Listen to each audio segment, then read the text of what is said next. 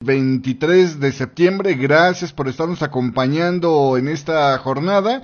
Y bueno, pues hoy es día de los PMIs por todos lados y las cosas no empiezan bien en Asia.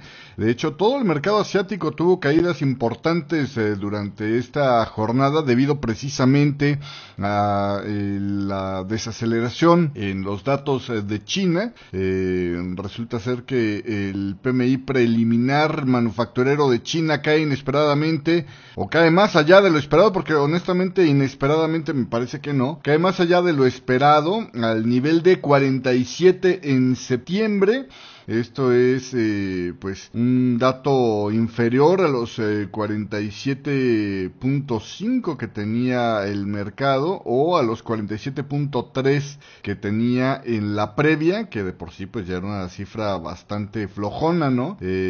Así que bueno, pues los datos están realmente abajo, 7 puntos por primera vez desde que la crisis financiera mundial estuviera apersonándose ahí en el 2008-2009. Y bueno, pues vamos a ver si esto estimula más a China a ofrecer mayores estímulos. Por lo pronto, las indicaciones de una desaceleración clara de la economía en China me parece que cada vez son más nítidas, son más contundentes, y ahora bueno, pues faltaría ver qué más hacen los chinos para responder a eso. Por cierto, allá está en Estados Unidos ya el presidente de China, Xi Jinping, que este martes se comprometió a avanzar con las reformas económicas sin recurrir a la devaluación competitiva de su divisa, también para trabajar con Estados Unidos en materia de amenazas a la ciberseguridad. Ahí están las noticias recientes de que los chinos lograron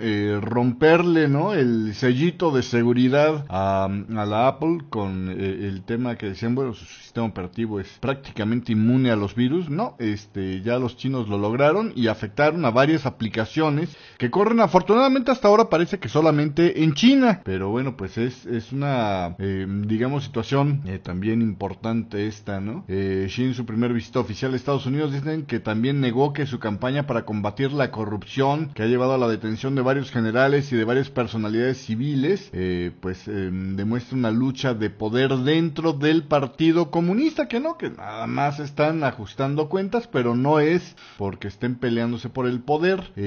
Pues así es como se realizó esta primer jornada de visita a los Estados Unidos. Parece que va a estar unos 7 días por allá, y bueno, pues todo el mundo está muy nervioso, ¿no?, de qué es lo que puede estar pasando con China, y es prácticamente lo que se está reflejando en los mercados, acompañado también del nerviosismo que genera, ¿no?, el tema de Volkswagen en las bolsas en general, en un entorno donde ya de por sí pues estaba pesimista el mercado, y me parece que pues nada más le faltaba un bu para salir corriendo, ¿no? Es básicamente la historia. En esta jornada, luego de estos malos datos del PMI de China, bueno, pues las caídas fueron importantes. Tenía yo, déjeme decirle cómo está el tema de las bolsas en este instante allá en China. El Shanghai Composite pierde el 2.16%, el Hansen de Hong Kong el 2.54%, y eso que mejoraron un poco, en lo que es el Nikkei 225 de Tokio también pierden el 2% exacto en esta jornada del día de hoy. En lo que es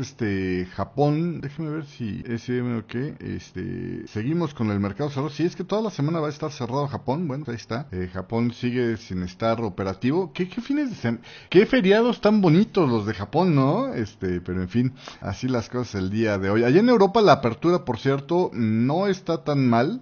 Traemos movimientos en el DAX Industrial de una caída del 0.1%, pero en el CAC 40% una ligera recuperación del 0.07% en esta mañana. Digo, es muy ligera a comparación de la caída enorme que tuvieron todos los mercados en Europa el día de ayer. El FTSE 100 de Inglaterra, bueno, hasta en Estados Unidos terminó con una caída más o menos importante de triple dígito, dicen, el 1.09% allá en lo que es el Dow Jones, el cierre del día de ayer ayer. En esta mañana el que mejor le va obviamente es al Fitch 100 de Inglaterra, con una ganancia del 0.33%. Digo obvio porque es clarísima la diferencia. Pero ahí en fuera las cosas así que tú digas bien, no. El crudo se está recuperando un poco de las caídas que se extendían todavía en la sesión asiática. Está ahorita el West Texas Intermediate lo tengo en 46,67, mientras que el Brent del Mar del Norte lo tengo en 49,22, pero al inicio de la jornada, bueno, pues estaban las cosas medias chichipatas allá para también el crudo en esta jornada, donde había una caída de unos 14 centavitos durante la sesión asiática para lo que era el West Texas Intermediate, y también un precio plano para el Brent del Mar del Norte. Hay por ahí el dato de los inventarios de la API semanales, donde mostraban que el crudo había caído más de lo esperado el mes pasado. El American Petroleum Institute dijo que los inventarios semanales de crudo los veían bajar en 3.7 millones de barriles, partiendo de una caída ya también de 3.1 millones de barriles en el mes anterior. Bueno, en fin, los analistas estaban esperando que los inventarios solo cayeran 0.7 millones, así que bueno, pues así quedan las cosas en esta jornada del día de hoy. Y ¿qué más le puedo contar para esta mañana? Bueno, pues todavía los movimientos en Europa están ligeros, aunque por cierto en Francia, déjeme y le cuento que en Francia ya el PMI se dio a conocer, y bueno, pues el PMI francés quedó en 50.4 frente a los 48.5 que el mercado se estaba esperando. 50.4 el PMI francés, lo que es el PMI de servicios quedó también 51.2 frente al pronóstico de 51.0 que se tenía, así que en general los PMIs parece que van mejor a lo esperado. Y también en Francia se dio a conocer que el Producto Interno Bruto allá en Francia, bueno, pues se estanca en el segundo trimestre después de haber crecido el 0.7% en el primero debido a una reducción en el consumo. Dice la oficina del Instituto Nacional de Estadísticas, el INSEE, allá en Francia, durante la mitad del año la economía, pues si llegara a permanecer estancada, dicen por acá, teniendo en cuenta el avance de los 3 primeros meses, el Producto Interno Bruto en el conjunto del 2015 podría ser del 0.9%, señalaba el INSEE.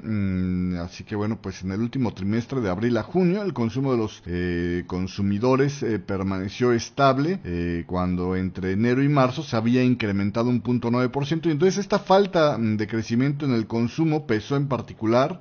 Hubo inclusive caídas en lo que es el sector de la vivienda del 1.5%, más allá del 1.2% que se había visto decrecido el trimestre anterior. En fin, ¿no? Así las cosas el día de hoy en este tema de lo que es el crecimiento de la segunda mayor economía de Europa y que está en problemas.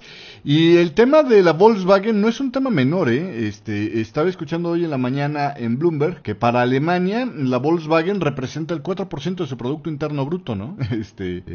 Así de simple y de sencillo, ¿no? Y esto es solamente la Volkswagen, más todos los otros sectores relacionados, y si se contagia a otras industrias automotrices, bueno, pues le puede significar una desaceleración interesante en este momento, donde lo que menos se necesita es acompañar a esta mala situación que se está viviendo allá en Europa, ¿no? Por la inflación baja, con una desaceleración. Imagine usted la presión que habría entonces sobre el Banco Central Europeo para que anunciara algo más que realmente pues haría poco que ver, ¿no? Pero en fin, así las cosas el día de hoy. Pues poco más que decir sobre esta jornada, donde estamos viendo que la situación es de pérdida de apetito por el riesgo, así que apreciación en las monedas de refugio normalmente. El yen japonés se podría esperar que se siguiera apreciando, sin embargo podría tener el dólar yen una negociación complicada el día de hoy, porque también el dólar es refugio en estas circunstancias. Lo mismo se aplica para el dólar franco, que podría seguir con movimientos un poco complicados, ¿no? Ahí trae una tendencia alcista que se anda palideciendo cada vez más, ¿no? Tuvo una fase muy acelerada que terminó precisamente por ahí del 18, ¿no? El movimiento ese que se dio el 18 fue la fase acelerada, y después de ahí esta semana hemos estado viendo que continúa presionando hacia la alza, haciendo como una especie de zigzagcito, me suena a mí, y que estaría terminando en diagonal, así que ahí podría inclusive dar un movimiento brusco hacia la baja, si no estoy equivocado con esa percepción de que esto que se mueve hacia el alza en el dólar franco, pues tiene toda la pinta de ser un zigzag con una diagonal terminal, concluyendo la última de sus fases, ¿no? La onda C. Entonces, sí, las cosas el día de hoy. Déjeme ver que me acaba de pitar aquí en la pantalla. Mire, el PMI para lo que es Alemania, que sigue siendo adelantado todavía, quedó el de servicios en 52.5, por debajo de los 53.3 de agosto y del 52.6 que esperaba el mercado. En la manufactura quedó en 54.3, también por debajo del pronóstico del mercado de 54.5 y de la señal de agosto de 54.9, así que se sigue desacelerando. El PMI compuesto para lo que es Alemania, la economía más grande de la eurozona, queda entonces en 54.3 por debajo del 55 de agosto, es decir, más desaceleración todavía ahí en lo que es el día de hoy para lo que es la eurozona. Sin embargo, todavía el euro se mantiene resistente en esta jornada del día de hoy. Esto mayormente yo creo que está provocado por el pullbackcillo que está viviendo el dólar index en este momento, que está prácticamente plano con respecto al cierre del día de ayer, que fue un cierre alto. Al final de la jornada sí empezó a correr un poco más, terminó con una ganancia que no fue extraordinaria, pero que sí ya fue marcada, y el día de hoy ha estado precisamente quedándose por estas zonas. El dólar index tiene una resistencia en la zona de los 96.62, así que por ahí podría venir algo de complicación para esta alza que ha venido bastante aguda en esta fase de el dólar index, ¿no? Y esto obviamente pues podría reflejar una presión, digamos, que falla en el movimiento de ascenso del dólar con respecto a los distintos pares, ¿no? Si por ejemplo en el tema del euro dólar que vimos ayer que se extendió la caída de forma interesante, a lo mejor si de repente el retroceso se vuelve más interesante por estar en una zona de resistencias, podría darse la vuelta hacia la baja. Si no, eventualmente deberíamos de ver otra vez que vuelve a intentar hacer mínimos más bajos. Aquí lo interesante yo creo que sería en el corto plazo, en el tema del euro dólar, esperar a ver si hay fallos en hacer máximos y a partir de ahí intentar ventas. Todavía no veo ese escenario. Lo veo un poco más claro la fortaleza del dólar, entre comillas, en el tema de la libra, ¿no? Que todavía nos faltaría ver cómo le va al Reino Unido, pero en el tema de la libra el día de hoy sí estamos arrancando con movimiento hacia la baja, pues ya más o menos clarito, de 67 pips, dentro de los cuales en los últimos minutos se fue a hacer un mínimo que por momentos llegó hacia la zona de los 52,97, es decir, sigue en una caída bastante pues compuestilla, ¿no? Ahí en el movimiento, en la dirección. Lo mismo pasa para el dólar australiano, que se sigue debilitando de forma bien interesante, y ya está justamente los mínimos del día de hoy pagan el rebote, la extensión del 161,8% al swing que se vio precisamente entre los máximos de los 78 y el mínimo antes de un rebotito más o menos significativo. Digo más o menos porque ni siquiera llegó a ser del 38,2%, pero fue el más significativo en toda esta caída, el primero significativo en esta caída, cuando rebotó desde los 71.20. Bueno, pues si usted traza ese swing de Fibonacci, con un Fibonacci retracement, el 161,8% de extensión queda justamente en los mínimos del día de hoy. Entonces podría venir de ahí a lo mejor un rebotito un poquito más amplio, aunque si no lo hiciera inmediatamente y siguiera presionando por mínimos más bajos, eso sería como un aviso de que podría venir más continuidad en la debilidad de este cruce, ¿no? Es decir, que siguiera tendiendo hacia la baja y habría, tras algún breve pullback, habría una continuidad, la cual sería muy interesante de observar, porque debido a que el movimiento del día de ayer se fragmentó, digamos, en tres patitas, en tres movimientos básicamente, es decir, dos impulsos hacia la baja y una corrección en medio, implica que se ha desacelerado un poco con respecto a lo que veíamos en la primera caída, que era bastante más continua, ¿no? Entonces eso también estaría bien interesante de observar en esta mañana del día de hoy. En el dólar canadiense sigue el movimiento que da pena. Ayer mantuvo unos máximos que después ya no pudo romper, y a partir de ahí ahora lo interesante es ver qué pasa si ya por fin va a ir a buscar mínimos más bajos. Estamos en una situación relativamente similar a la del día de ayer, aunque creo que un poquito más marcado. Hay una posibilidad de un doble techo en el corto plazo para el dólar canadiense. Vamos a ver cómo se comporta en esta mañana del día de hoy. Prácticamente en todos los pares, menos en el tema de la libra, tenemos recorridos todavía bastante pequeños en este arranque de jornada. Vamos a ver en unos minutillos más, deberá de llegar el dato de flash del PMI para la eurozona en general, y esa pues puede ser ya el único dato que está esperando el mercado para tomar tendencia. Vamos a ver si es que se nos logra hacer esto el día de hoy, de tener un poquito más de tendencia. El día de ayer, por cierto, no acabó siendo un día malo para las... Pero en fin, así las cosas. Dentro de lo que es el calendario para esta jornada del día de hoy, además de los datos de PMI, en lo que es esta sesión del día de hoy, pues tendremos en Canadá las ventas minoristas a las 8:30 de la mañana, hora de Nueva York, y después otro de los platos fuertes de esta semana, que son a las 9 de la mañana las declaraciones de Mario Draghi. Vamos a ver qué es lo que dice.